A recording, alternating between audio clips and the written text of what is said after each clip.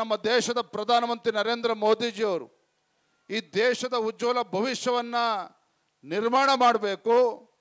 ಭಾರತ 2047ನೇ ಇಸ್ವಿಗೆ ಒಂದು ಅಭಿವೃದ್ಧಿ ಹೊಂದಿರತಕ್ಕಂಥ ದೇಶ ಆಗಿ ಪರಿವರ್ತನೆ ಆಗಬೇಕು ಅಂಥೇಳಿ ಆ ಪುಣ್ಯಾತ್ಮ ಪ್ರಧಾನಮಂತ್ರಿ ನರೇಂದ್ರ ಮೋದಿಜಿಯವರು ಕನಸನ್ನು ಕಾಣ್ತಾ ಇದ್ದಾರೆ ಅಂತ ಹೇಳಿದ್ರೆ, ಅವರು ವಿಶ್ವಾಸದಿಂದ ಮುಂದೆ ನುಗ್ತಾ ಇರ್ತಕ್ಕಂಥದ್ದು, ಅವರು ವಿಶ್ವಾಸ ಇಟ್ಟಿರ್ತಕ್ಕಂಥದ್ದು ಈ ದೇಶದ ಯುವ ಪೀಳಿಗೆ ಬಗ್ಗೆ ವಿಶ್ವಾಸನ ಇಟ್ಟು ಪ್ರಧಾನಮಂತ್ರಿ ಇವತ್ತು ಹಗಲು ರಾತ್ರಿ ಶ್ರಮವನ್ನು ಹಾಕ್ತಾ ಇದ್ದಾರೆ. ಇವತ್ತು ನೋಡ್ತಾ ಇದ್ದೀರಿ, ಭಾರತ ಅಂತ ಹೇಳಿದ್ರೆ ಅಮೇರಿಕ ಇರ್ಬೋದು, ಜಗತ್ತಿನ ಯಾವುದೇ ರಾಷ್ಟ್ರಗಳು ಭಾರತಕ್ಕೆ ಕೌಡೆ ಕಾಸಿನ ಕಿಮ್ಮತ್ತು ಕೊಡ್ತಾ ಇರಲಿಲ್ಲ. ಹಿಂದೆ ಭಾರತೀಯರು ಅಂತ ಹೇಳಿದ್ರೆ ಒಂದು ರೀತಿ ಭಿಕ್ಷುಕರಂತೆ ನೋಡ್ತಾ ಇದ್ರು.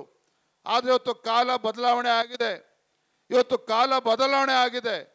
ಕಳೆದ 10 ವರ್ಷದಲ್ಲಿ ಯಾವ ರೀತಿ ಆಮೂಲಾಗ್ರ ಬದಲಾವಣೆ ಆಗಿದೆ ಅಂತ ಹೇಳಿದ್ರೆ, ಇವತ್ತು ಭಾರತೀಯರು ಜಗತ್ತಿನ ಯಾವುದೇ ದೇಶಕ್ಕೆ ಹೋದರೂ ಸಹ ಇವತ್ತು ತಲೆ ಎತ್ಕೊಂಡು ಹೆಮ್ಮೆಯಿಂದ ನಾನು ಭಾರತೀಯ ಅಂತೇಳಿ ಹೆಮ್ಮೆಯಿಂದ ಇವತ್ತು ಮಾತನಾಡ್ತಾ ಇದ್ದಾರೆ ಅಂತ ಹೇಳಿದ್ರೆ, ಅದಕ್ಕೆ ಕಾರಣ ಈ ದೇಶಕ್ಕೆ ಒಂದು ದಿಟ್ಟ ನಾಯಕತ್ವ ಸಿಕ್ಕಿದೆ.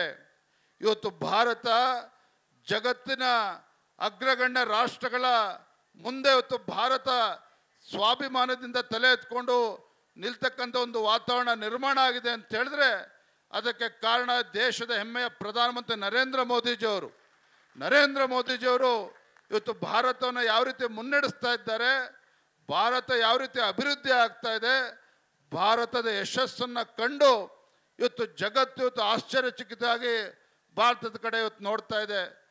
ಬಂಧುಗಳೇ, ಇವತ್ತು 19ನೇ ಶತಮಾನ ಅಂತ ಹೇಳಿದ್ರೆ ಇವತ್ತು ರಷ್ಯಾದ ಶತಮಾನ ಅಂತ ಹೇಳ್ತಾ ಇದ್ರು. 20ನೇ ಶತಮಾನ ಅಂತ ಹೇಳಿದ್ರೆ ಅಮೇರಿಕದ ಶತಮಾನ ಅಂತೇಳಿ ಜಗತ್ತು ಮಾತನಾಡ್ತಾ ಇದ್ರು. ಆದರೆ ಇವತ್ತು ನಮಗೆ ವಿಶ್ವಾಸ ಇರಲಿ, 21ನೇ ಶತಮಾನ ಅಂತ ಹೇಳಿದ್ರೆ ಅದು ಭಾರತೀಯರ ಶತಮಾನ. ಅತಿ ಹೆಚ್ಚು ಇವತ್ತು ಯುವ ಸಂಪತ್ತು ಇರ್ತಕ್ಕಂಥದ್ದು ಇವತ್ತು ಭಾರತದಲ್ಲಿ.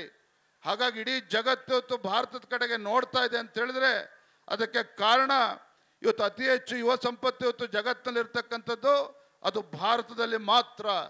ಹಾಗಾಗಿ ಅಂಥ ಯುವ ಸಂಪತ್ತನ್ನು ಸರಿದಾರಿಯಲ್ಲಿ ತೆಗೆದುಕೊಂಡು ಹೋಗ್ತಕ್ಕಂಥ ಕೆಲಸ ವೇದಿಕೆ ಮೇಲಿರ್ತಕ್ಕಂಥ ಪರಮ ಪೂಜ್ಯರು ಮಾಡ್ತಾ ಇದ್ದಾರೆ.